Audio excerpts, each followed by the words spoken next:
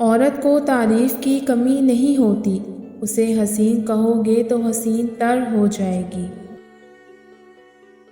اور ایک کڑوا سچ تو یہ ہے کہ بنت حوا کا بھی اب پاک محبت میں دل نہیں لگتا۔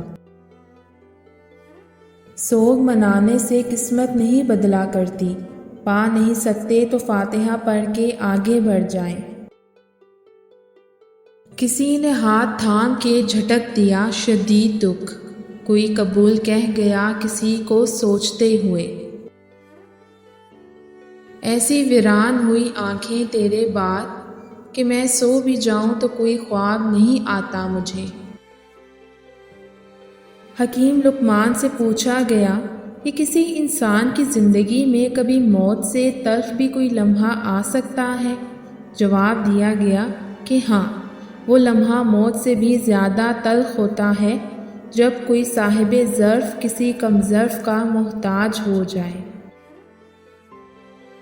جب انسان سے اس کا پسندیدہ شخص دور ہو جائے تو انسان کلر بلائنڈ ہو جاتا ہے، اسے آس پاس کے رنگین نظارے، روشنیاں نظر نہیں آتی، وہ بے حسی کا لبادہ اوڑھے گہرے سانسوں میں محبت اڑا دیتا ہے۔